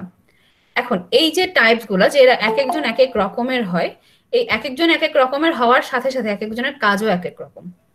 কাজটা কিসের উপর নির্ভর করে? যদি আমরা এখান থেকেই দেখাই, এখানে দেখো কার্বনের সাথে একটা OH গ্রুপ আছে, অর্থাৎ এটা একটা অ্যালকোহল, এটাকে আমরা বলতেছি অ্যালকোহল যৌগ। এরকম অনেকগুলো যৌগ আছে, কারোর নাম অ্যালকোহল বলতেছি, একটা গ্রুপকে আমি অ্যালডিহাইড বলতেছি, একটা গ্রুপকে আমি কিটোন বলতেছি। নামগুলা কেন আসছে এটার কোনো ব্যাখ্যা নেই, নাম দেওয়ার জন্য নাম দিছে, বাট এগুলো এক একটা গ্রুপ, এক এক গ্রুপের কাজ এক এক রকম, এক এক গ্রুপের বিক্রিয়া হয় এক এক রকম। যদি আমি অ্যালকোহলের ক্ষেত্রে চিন্তা করি, সাপোজ আমি এখানে অ্যালকোহলের সাথে আমার মন চাইলো আমি একটা পানির বিক্রিয়া ঘটাবো, তাহলে যে জিনিসটা হবে, আমরা রাসায়নিক বিক্রিয়াতে তো তোমরা পড়ে আসছো যে দুইজনের মধ্যে একটা বন্ধন গঠন হয়, তারপরে কিছু একটা হয়। এখানে বন্ধনটা যার সাথে গঠন হবে সেইটা হচ্ছে OH।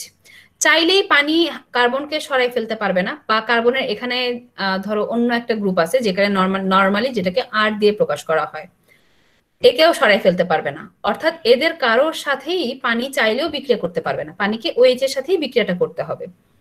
অর্থাৎ একটা নির্দিষ্ট গ্রুপ অনেক বড় হয়, এবং জৈব যৌগের আরেকটা বৈশিষ্ট্য হচ্ছে এটা অনেক বড় হয়। এখানে যেমন দেখো, এবং এগুলোকে চেইন বলে, একটা দুইটা তিনটা চারটা কার্বন আছে, এরকম লাখ লাখ কোটি কোটি কার্বন একসাথে যুক্ত হইতে পারে, এরকম লম্বা ধরো চেইন ফর্ম করে এরা থাকে।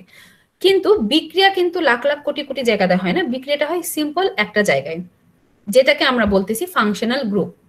সো এক একটা গ্রুপ, যেহেতু আমরা অ্যালকেন অ্যালকিন অ্যালকাইন এটা এখানে নাই, যেটা একেবারে শুরু যেটা, সেরকম আরো কতগুলো গ্রুপ আছে, যেমন অ্যালকোহল গ্রুপ আছে, অ্যালডিহাইড গ্রুপ আছে, কিটোন গ্রুপ আছে, অর্গানিক অ্যাসিড আছে, এখানে অর্গানিক লেখছে অর্গানিক হবে, তারপর এখানে অ্যামাইনো অ্যাসিড গ্রুপ আছে। এই গ্রুপগুলোর নামগুলো আসতেছে তাদের যে ফাংশনাল গ্রুপটা, অর্থাৎ কারোর মধ্যে OH ফাংশনাল, কারোর মধ্যে শুধু অক্সিজেন ফাংশনাল, কারোর মধ্যে কার্বন অক্সিজেন মিলিতভাবে ফাংশনাল, কারোর মধ্যে এরকম একটা অংশ ফাংশনাল, এর উপরে ভিত্তি করে নামগুলো আসতেছে। অর্থাৎ ফাংশনাল গ্রুপ হচ্ছে সিম্পলি যদি বলি, বিক্রিয়াটা হইলে যার যেখানে অ্যাটাক হবে, যার সাথে সাপোজ আমি অ্যাসিডের সাথে পানির বিক্রিয়া ঘটাইলাম, এখন পুরো অ্যাসিডের পুরো অণুটার লেংথ আমি ধরলাম যে এখানে 20টা অণু আছে, 20টা অণুর সাথেই বিক্রিয়াটা হবে না, সিম্পলি একটা বা দুইটা বা তিনটা অণুর একটা গ্রুপ এর একটা নির্দিষ্ট জায়গায় বসে থাকে, সেই একটা নির্দিষ্ট জায়গার সাথে বিক্রিয়াটা হয়, সেটাকে আমি ফাংশনাল গ্রুপ বলতেছি। আর সেই ফাংশনাল গ্রুপের উপর ভিত্তি করে এরকম শ্রেণী বিভাগ করা হয়েছে, যেটা আমরা এখন পড়বো। আমি কি বুঝাইতে পারছি? খুবই সংক্ষেপে বলছি, খুবই সিম্পল ভাবে বলার চেষ্টা করছি। এটা বিস্তারিত সেকেন্ড পার্টে পড়বা। সো এখন আপাতত বায়োলজির জন্য এতটুকু কি তোমরা বুঝতে পারছো? জি আপু, বুঝতে পেরেছি। আচ্ছা ঠিক আছে, তারপরেও যখনই বুঝবেন আমাকে জিজ্ঞাসা এই চ্যাপ্টারটা আসলে হচ্ছে ওই চ্যাপ্টারটা ওইটা পড়ানোর পরে ধরলে ভালো হতো, কিন্তু এটা তো থার্ড চ্যাপ্টার, সো এটা আগেই অ্যাকচুয়ালি যাবে, তোমাদের কলেজেও এটা আগেই যাবে। ওকে, সো একদম প্রথম আমরা যেটা বললাম সেটা হচ্ছে OH গ্রুপ। আচ্ছা আমি একটু, যেহেতু তোমরা পড়ো নাই, আমি সিম্পলি তোমাদেরকে একটা অ্যালকোহলের স্ট্রাকচার দেখাইনি গুগল থেকে।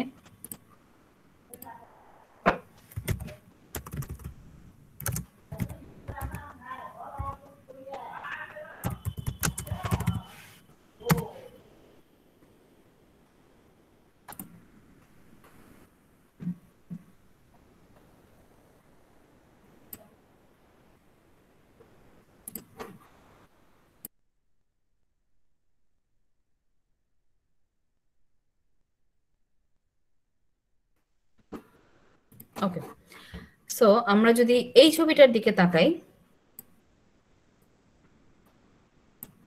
সিম্পলি ছবিটা দেখি, এখানে দেখো OH গ্রুপটা আছে, যেটাকে আমরা একটু আগে পড়ে আসলাম যে অ্যালকোহলের ক্ষেত্রে অ্যালকোহলের একটা নির্দিষ্ট স্ট্রাকচার আছে, কার্বন এবং হাইড্রোজেনের সাথে OH গ্রুপ থাকবে। এখন কার্বন এবং হাইড্রোজেন এরা নানাভাবে থাকতে পারে। CH3টা হচ্ছে একেবারে সিম্পল মিথেনের গ্রুপ। CH3 এর সাথে এটা পুরোপুরি চেন, অর্থাৎ 1 কার্বন বিশিষ্ট অ্যালকোহল, এটা হচ্ছে 2 কার্বন বিশিষ্ট অ্যালকোহল, এটা হচ্ছে 3 কার্বন বিশিষ্ট অ্যালকোহল, এটা হচ্ছে 4 কার্বন বিশিষ্ট অ্যালকোহল। সো সিম্পল ফর্মে যদি আমি লিখতে যাই তখন আমার সংকেতটা হবে কার্বন থাকবে, OH থাকবে, অর্থাৎ কার্বন আছে, OH আছে, তার সাথে একটা গ্রুপও থাকতে পারে, একটা এন্টায়ার 2-3টা কার্বনের একটা আস্ত গ্রুপও থাকতে পারে, বা 10-12টা কার্বনের একটা গ্রুপও থাকতে পারে। সে কারণে এখানে দেখো এখানে হাতটাকে ফাঁকা রাখা হয়েছে, তার মানে এখানে সাপোজ এখানে COH, এখানে একটা আরো CH2 CH3 CH2 CH3 এরকম একটা বিশাল লম্বা চেইন যেতে পারে, কিংবা সিম্পলি একটা H3 এসে বন্ধ হয়ে যেতে পারে, এরকম। এগুলোর প্রত্যেকটার স্ট্রাকচারের একটা ম্যাথমেটিক্যাল ফর্মুলা আছে, যে ফর্মুলাটা হচ্ছে তোমরা পড়বা যখন কেমিস্ট্রিটা পড়বা। সো এখানে আমি জাস্ট তোমাদেরকে সিম্পল ফর্মে দেখাই দিচ্ছি, বায়োলজির জন্য অ্যাকচুয়ালি এই ফর্মুলা লাগবে না, তাহলে আমি তোমাদেরকে গঠনটা দেখায় আসতেছি। আচ্ছা সরি, গঠনটা দেখানোর জন্য আমি এটা ওপেন করলাম যে OH এবং C এরা হচ্ছে কি কনস্ট্যান্ট স্ট্রাকচার। এই যে এটাতে যদি আমরা দেখি OH এবং C এরা হচ্ছে কনস্ট্যান্ট, অর্থাৎ একেবারে নির্দিষ্ট, এটা থাকবেই। এবার আশেপাশে মেলা কিছু থাকতে পারে, একটা সিম্পল 1 কার্বনের চেইন থাকতে পারে, 2-3টা চেইন থাকতে পারে, অনেক কিছু থাকতে পারে। এটা জাস্ট তোমাদেরকে আমি স্ট্রাকচারে দেখায় আনলাম। এখন যদি এদের সাথে বিক্রিয়া ঘটাইতে হয় তখন শুধুমাত্র OH এর সাথে বিক্রিয়াটা হবে, বাকিরা একেবারে যেমন আছে সেমনই থাকবে, বাকিরা একেবারে গোটাও হয়ে বসে যাবে, খালি OH এর মধ্যে যা হবে হবে। এটা কি বুঝতে পারছো সবাই আমি কি বুঝাইতে চাইছি? জি আপু বুঝতে পেরেছি। আচ্ছা, সো সেটাই এখানে আসছে যে একেবারে প্রথম যে ফাংশনাল গ্রুপ সেটা হচ্ছে তোমাদের, হ্যাঁ আপু বলো। আচ্ছা, প্রথম যে ফাংশনাল গ্রুপ সেটা হচ্ছে কার্বনের সাথে কার্বন এবং এখানে একটা আর, প্রত্যেকটা শেষে একটা আর বসবে। আর বলতে অ্যাকচুয়ালি বুঝাইতেছে যে এটার সাথে আরো অনেক কিছু আছে। এর সাথে OH থাকলে এটাকে আমি বলতেছি অ্যালকোহল। যদি C এবং মানে এই জিনিসটা থাকে, কার্বন এবং অক্সিজেন থাকে, সেটাকে আমি বলতেছি অ্যালডিহাইড। কার্বন এবং অক্সিজেন থাকলে কিটোনও বলতেছি, বাট এখানে এবার একটা পার্থক্য আছে। অ্যালডিহাইডের ক্ষেত্রে একটা মাথাতে যা খুশি তা বসতে পারে, আরেকটা মাথা একেবারে ব্লক, এখানে হাইড্রোজেন একজনই আছে, ওই একজনই বসবে, আমি চাইলেও সরাইতে পারবো না। অর্থাৎ মেইনলি অ্যালডিহাইডের সংকেত হচ্ছে এটা CHO, কিন্তু এদের মধ্যে কমন গ্রুপটা হচ্ছে CO। কিটোনের ক্ষেত্রে এখানে যে মঞ্চে সে বসতে পারে, এখানেও যে মঞ্চে সে বসতে পারে, অর্থাৎ দুই মাথায় খালি। সেজন্য এই দুইজনের ফাংশনাল গ্রুপটা এক হইলেও দুইজন আসলে আলাদা, কারণ একজনের ফাংশনাল গ্রুপের সাথে কনস্ট্যান্টলি H থাকবেই, আরেকজনের ফাংশনাল গ্রুপের সাথে আর H থাকবে না, অন্য কিছু থাকবে। সেজন্য আমি একজনকে বলতেছি অ্যালডিহাইড আর একজনকে বলতেছি কিটোন। এক্সাম্পল দিছে অ্যাসিটালডিহাইড, অ্যাসিটোন। তারপরে আসতেছে কার্বক্সিল গ্রুপ COOH, এই জিনিসটাকে আমরা বলতেছি কার্বক্সিল মূলক। আর এই কার্বক্সিল গ্রুপ যার মধ্যে থাকতেছে সেটা হচ্ছে মেইনলি অ্যাসিড, আর কিছুই না। কারণ হচ্ছে আমি যখন এটাকে ভাঙতে যাব এখানে হাইড্রোজেনটা বাইর হবে, COOটা ঠিকই থাকবে, হাইড্রোজেনটা বাইর হয়ে যাবে। যেহেতু তোমরা যদি অ্যাসিড পড়ে আসো, অ্যাসিডটা দেখবা, অ্যাসিডের ক্যারেক্টার হচ্ছে এখানে একটা হাইড্রোজেন অণু থাকবে, হাইড্রোজেনের একটা পজিটিভ আয়ন থাকবে আর একটা নেগেটিভ আয়ন থাকবে। যেহেতু একে বিশ্লেষণ করলে আমি OHটা বের হচ্ছে না, যদি আমি বিক্রিয়ার ক্ষেত্রে দেখি COO একদিকে থাকতেছে, হাইড্রোজেনটা আলাদা হয়ে যাচ্ছে, অর্থাৎ এটা পজিটিভ আয়ন দিতেছে, সেজন্য এটা হচ্ছে অ্যাসিড বা অর্গানিক অ্যাসিড বলা হয়। এক্সাম্পল দিছে অ্যাসিটিক অ্যাসিড। এখন ধরো যদি জিনিসটি এরকম কিছু হইতো যে CO থাকতেছে, মাঝখান দিয়ে OHটা, অর্থাৎ এখানে যদি আমি কারোর সাথে বিক্রিয়া ঘটাই তাহলে OH আলাদা হয়ে যাচ্ছে, তখন কিন্তু জিনিসটা আর অ্যাসিড থাকতো না, জিনিসটা হয়ে যেত ক্ষার, কারণ OH হচ্ছে বেসিক, যেটা মানে ক্ষারের মূলক হিসেবে ধরা হয়।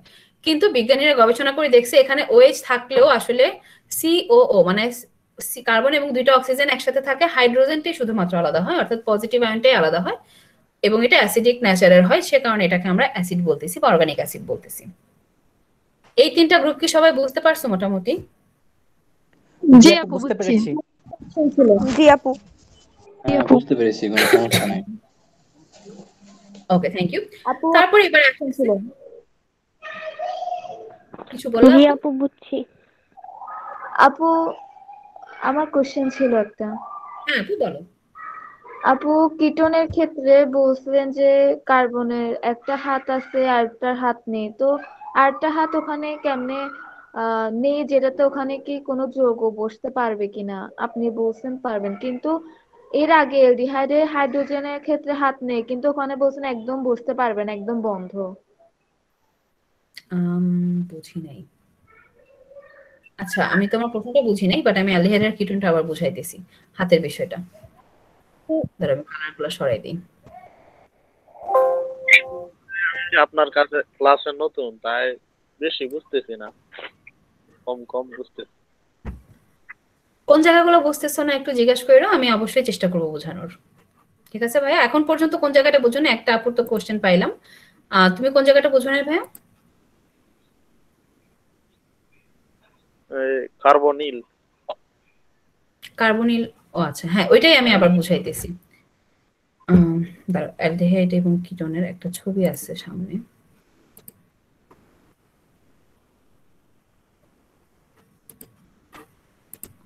আপু হ্যাঁ আপু বলো। আপু কিটোন তো কখনো মানে শাড়ির লাস্টে বসতে পারে না, মাঝে বসে। কিটোন কখনো লাস্টে বসতে পারে না, মাঝে বসে, জিনিসটা আসলে আচ্ছা দেখো এখানে একটু দেখো, দাঁড়াও আমি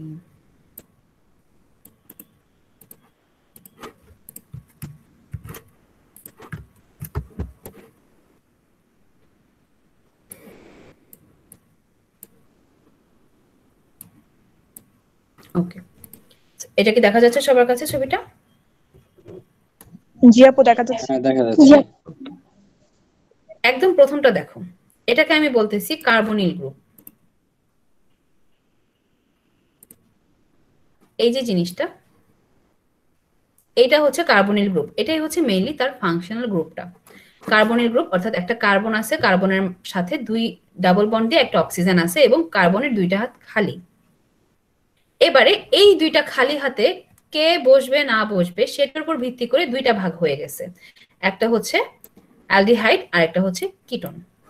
এখন এই দুইটা হাতের একটা হাতে যখন হাইড্রোজেন বসে ফিক্সড ভাবে যে হাইড্রোজেনই বসবে এবং আরেকটা হাতে যে মঞ্চে সে বসতে পারবে, এখানে দেখো আর লেখা আছে, যে মঞ্চে সে বসতে পারবে, একটা হাতে হাইড্রোজেন ফিক্সড, এখানে হাইড্রোজেন ছাড়া আর কেউ বসবে না, এবং আরেকটা হাতে যে খুশি সে বসতে পারবে, তখন সেটাকে আমরা বলতেছি অ্যালডিহাইড গ্রুপ। আর যখন এই কার্বনিল গ্রুপের দুইটা হাতেই যে খুশি সে বসতে পারবে, হাইড্রোজেন বাদে, অবভিয়াসলি হাইড্রোজেন বাদে, যেহেতু আমি হাইড্রোজেনটাকে আলাদা করে ফেলছি অ্যালডিহাইডে, অর্থাৎ এই হাতেও আর বসবে, মানে অর্থাৎ যে কোনো একটা গ্রুপ বসতে পারবে, এখানেও যে কোনো একটা গ্রুপ বসতে পারবে, এটার কোনো নির্দিষ্ট নাই। হাইড্রোজেন বাদে অবভিয়াসলি, হাইড্রোজেন বসলেই আমি অ্যালডিহাইড বলে দিতেছি, যখনই হাইড্রোজেন চলে যাবে এবং দুই হাতে যে মঞ্চে সেই বসবে, তখন সেটাকে আমি কিটোন গ্রুপ বলতেছি, কিটোন বলতেছি। এখন কি বোঝা গেছে সবার কাছে? জি আপু বুঝতে পারছি। জি আপু এখন বুঝতে পারছি। আপু এই আপু আজকে কিটোন একজন একজন করে প্রশ্ন করো। অ্যালডিহাইডে তো তাহলে আর একটা হাইড্রোজেন বুঝতে পারবে না ওইখানে, আর আপু কিটোনে কি একটা হাইড্রোজেনও বসতে পারে না? আচ্ছা কার কার প্রশ্ন আছে একটু হাত তুলো, অনেকগুলো প্রশ্ন আসতেছে, আমি একটু দেখে দেখে জিজ্ঞেস করি। প্রথমে হচ্ছে সুরভি, বলো। ওই যে কিটোনে কি জাস্ট মানে ওখানে কি হাইড্রোজেন বসবে না? না, কিটোনের এখানে হাইড্রোজেন বসতে পারবে না, এখানে যদি হাইড্রোজেন মানে যে কোনো এক হাতেও যদি হাইড্রোজেন বসে সেটাকে আমি অ্যালডিহাইড বলে দিতেছি, সেটা তখন আর কিটোন থাকতেছে না। কিটোনে কি মানে একটাও হাইড্রোজেন থাকবে না? না না, হাইড্রোজেন থাকবে, এই আর এর ভিতরে হাইড্রোজেন থাকবে, একলা না। আমি দাঁড়াও একটা কিটোনের চেহারা দেখায় আনি।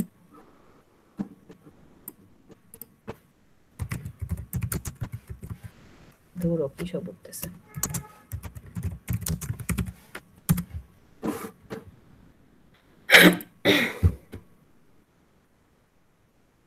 এই যে হাইড্রোজেন থাকবে কিন্তু এককভাবে হাইড্রোজেনটা থাকবে না, সে অন্য কারোর সাথে থাকবে।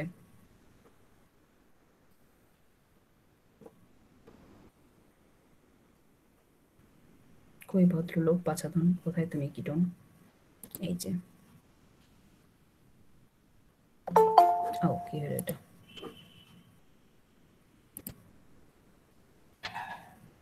এখানে দেখো কার্বন এবং অক্সিজেন আছে এবং দুই মাথাতে হাইড্রোজেন একলা নাই, জাস্ট একটা সিঙ্গেল হাইড্রোজেন নাই, পুরো একটা আস্ত গ্রুপ আছে। এই গ্রুপটাকে আমি বলতেছি হচ্ছে গিয়ে এটাকে জানি কি বলে, ইথেন, হ্যাঁ ইথেন, সরি। আচ্ছা, ইথেন গ্রুপ, আর এটা হচ্ছে মিথেন গ্রুপ। যখন তোমরা অ্যালকেন অ্যালকিন অ্যালকাইন পড়বা, ওই অ্যালকেন অ্যালকাইন অ্যালকিনের যে কেউই যদি বসে সিঙ্গেল হাইড্রোজেন ছাড়া পুরো একটা আস্তে গ্রুপ যদি বসে, তখন সেটাকে আমি বলতেছি কিটোন। আর একটা সাইডে হাইড্রোজেন ফিক্সড, মানে একলা একটা হাইড্রোজেন ফিক্সড, আরেক হাতে অনেকেই বসতেছে, এই যে যেখানে CH3 বসলো বা CH2CH3 বসলো, সেটাকে তখন আমি বলতেছি অ্যালডিহাইড। ক্লিয়ার হয়েছে কি আপু? হ্যাঁ আপু ক্লিয়ার করছি। আজকে কি ওদের ফার্স্ট ক্লাস? হ্যাঁ, এই চ্যাপ্টারের ফার্স্ট ক্লাস আজকে। সুরভি, তুমি কি তোমার উত্তর বুঝতে পারছো? হ্যাঁ আপু বুঝতে পারছি। ওকে, এবারে অদিতি বলো। আপু মানে হচ্ছে অ্যালডিহাইডের যে গ্রুপটা, ওইখানে যে একটা হাত ফাঁকা আছে, ওইখানে তো হাইড্রোজেন বসতে পারবে তাই না? হ্যাঁ, ওখানে চাইলে সিঙ্গেল হাইড্রোজেনও বসতে পারবে, পুরো সে একটা আস্ত গ্রুপ নিয়ে এসেও বসতে পারবে। জি বুঝতে পেরেছি আপু। ওকে, এবারে তানিয়া বলো আপু।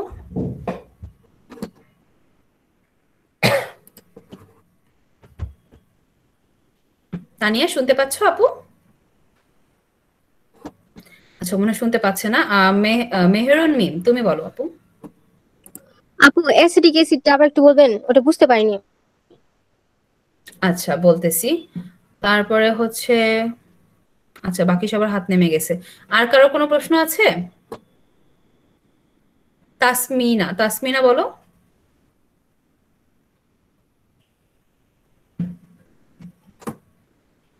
আচ্ছা, ওরা মনে হয় ডিস্টার্ব দিচ্ছে। ওকে ফাইন, অ্যাসিটিক অ্যাসিডটা বুঝাচ্ছি। আর কারো কোনো প্রশ্ন আছে? না আপু। ওকে, আমার কোশ্চেনটা ছিল, আচ্ছা আপনি ওর কোশ্চেনটা উত্তর দিয়ে নেন, তারপর আমি কোশ্চেনটা করব। আচ্ছা ঠিক আছে। অ্যাসিটিক অ্যাসিডটাও সেম, এখানে হচ্ছে একটা COH গ্রুপ বসে। আচ্ছা, এটারও আমি তাহলে ধরো গুগল থেকে দেখায়নি, আমি আসলে জানতাম না যে তোমাদের এই চ্যাপ্টারটা একেবারেই পড়া হয়নি, তাহলে হচ্ছে আমি আরো কিছু ছবি টবি অ্যাড করতাম। আপু আমি তো ফার্স্ট ইয়ারের স্টুডেন্ট, মানে যারা আছে হ্যাঁ হ্যাঁ, সবাই ফার্স্ট ইয়ার। না আপু আমি সেকেন্ড ইয়ার। ও আচ্ছা আচ্ছা, আর কেউ আছো সেকেন্ড ইয়ারের? হ্যাঁ আপু আমি আছি। আমি সেকেন্ড ইয়ার। আচ্ছা আচ্ছা, ভেরি গুড। ওকে আপু আমরা যোগ করতেছি, অর্ধেক করা হয়ে গেছে।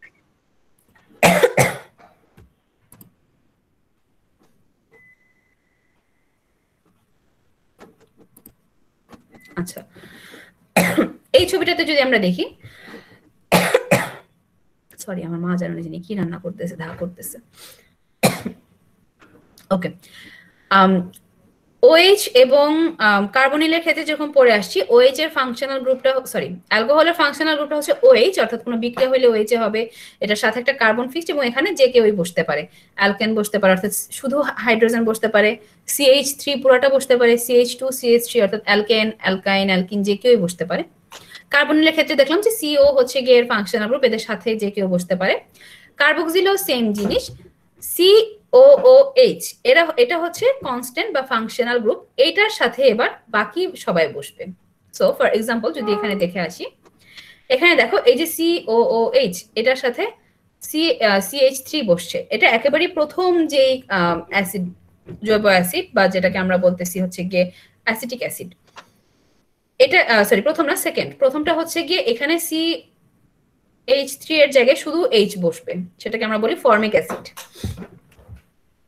এখানে কি লেখার কোনো অপশন আছে? একটা আমি দেখছিলাম লেখার অপশন আছে। আচ্ছা কই জানি একটা কি কিবোর্ড টিবোর্ড কিছু একটা আছে, লেখালেখি করা যায়। জানো পাইছি হোয়াইট বোর্ড।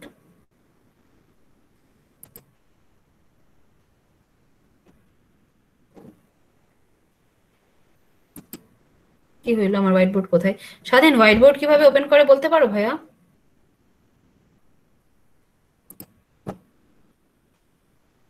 আচ্ছা যাই হোক, আমি তাহলে নেট গুগল থেকে একটু দেখানোর চেষ্টা করি।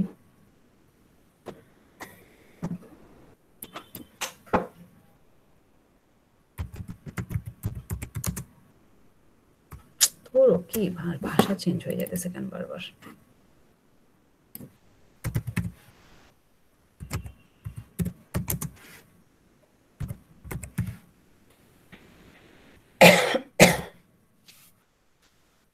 ওকে, বাহ, এই তো পাওয়া গেছে আমার ছবি। এই ছবিটা যদি আমরা দেখি, আচ্ছা এটা যদি আমি সিম্পলি জাস্ট কপি করে আমি আমার স্লাইডে বসাই দিই তাইলেই হলো।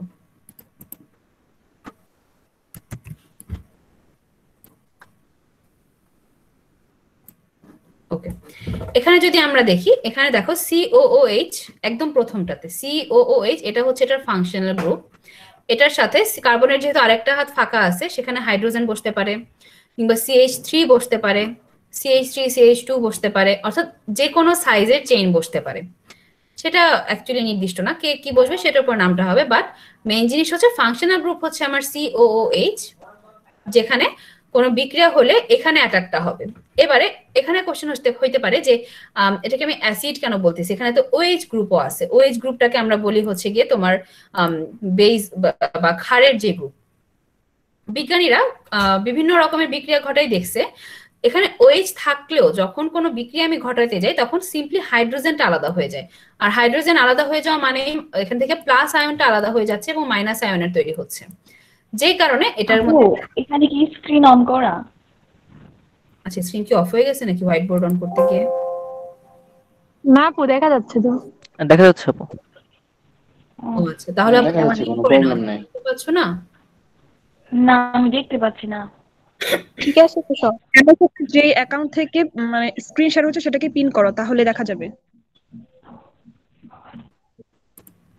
ওকে, সো যেটা বলছিলাম যে এটাকে কেন আমরা অ্যাসিড বলতেছি, কেন এটাকে আমরা OH থাকার পরেও কেন এটাকে আমরা ক্ষার বলতেছি না, কারণ হচ্ছে এখানে যখন বিক্রিয়া ঘটানো হয় তখন হচ্ছে গিয়ে বিজ্ঞানীরা দেখছে এখান থেকে আসলে হাইড্রোজেনটা বের হচ্ছে এবং একটা অ্যাসিডিক ধর্মের উদ্ভব হচ্ছে, OH গ্রুপটা আলাদা হচ্ছে না, যে কারণে এটাকে আমরা অ্যাসিড নাম দিছি, এই কারণে এটা অ্যাসিডিক।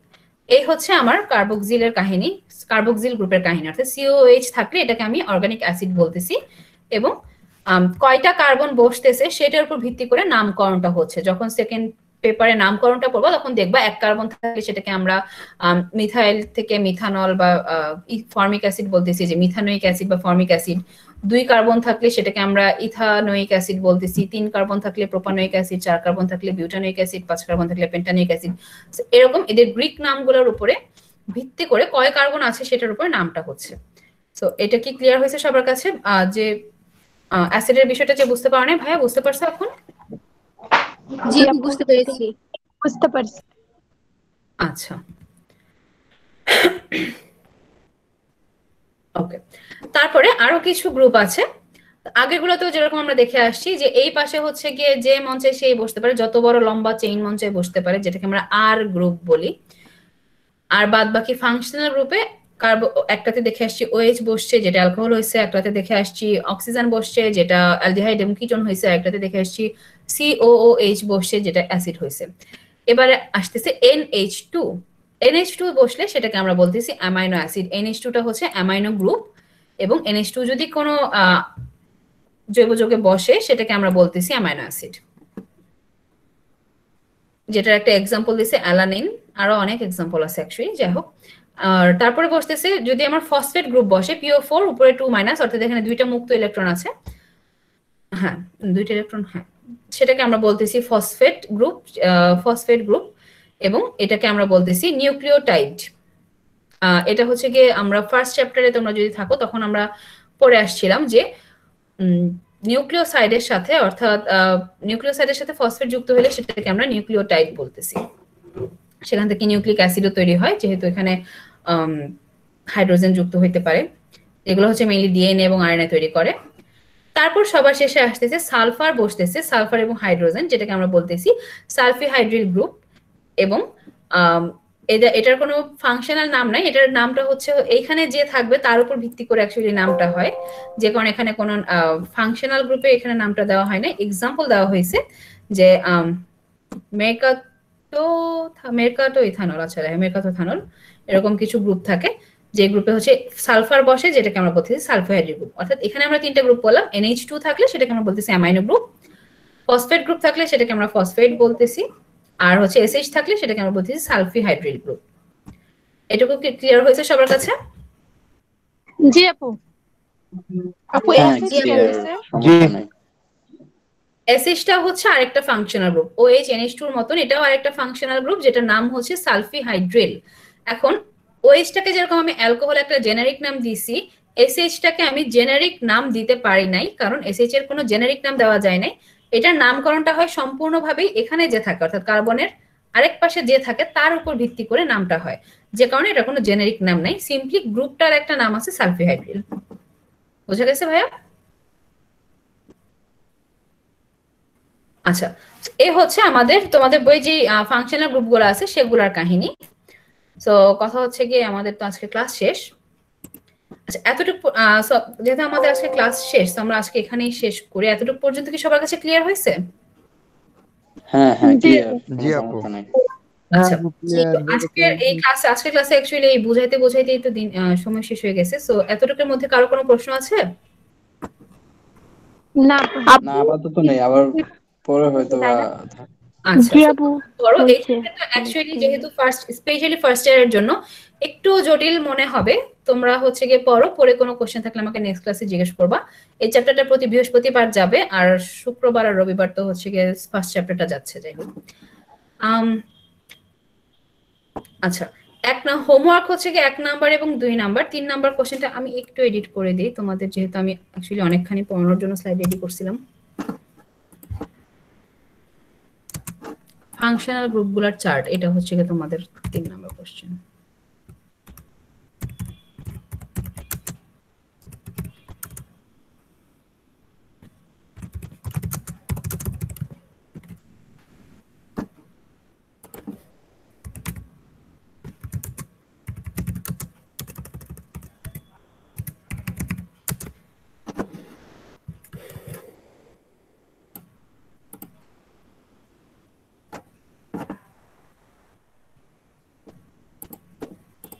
সো তোমাদের আজকের পড়ার উপরে হোমওয়ার্ক হচ্ছে এটুকু।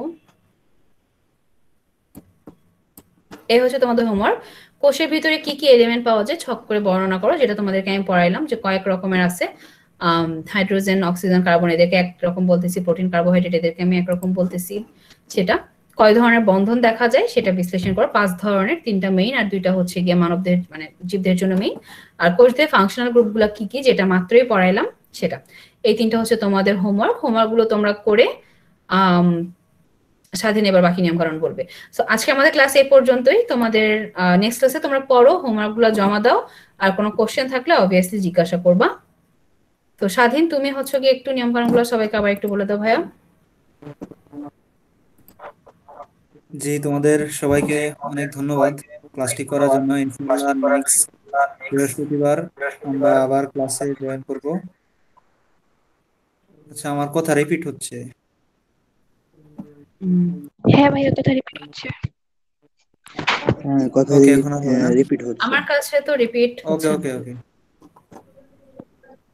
ওকে, নেক্সট বৃহস্পতিবার ইনশাআল্লাহ আবার আমরা ক্লাসে জয়েন করব। সে পর্যন্ত সবাই সুস্থ থাকবে। আর তোমাদের ক্লাসের হোমওয়ার্ক এবং সামারিটা তোমরা my study friend free class নামক যে ফেসবুক গ্রুপ আছে সেই গ্রুপে পোস্ট করবে, উপরে হ্যাশট্যাগ দিয়ে MSF ফ্রি ক্লাস লিখে দিবে, আর কোন ক্লাস কি সাবজেক্ট এগুলো লিখে দিবে। আগের কয়েকটা পোস্ট দিলেই আশা করি তুমি বুঝতে পারবা। এইচডব্লিউ এর স্ক্রিনটি আবার দেন না আপু, রেকর্ডিংটা অফ করা দরকার। আচ্ছা, রেকর্ডিং অফ করতেছি, এইচডব্লিউটাও দিতেছি, 1 সেকেন্ড।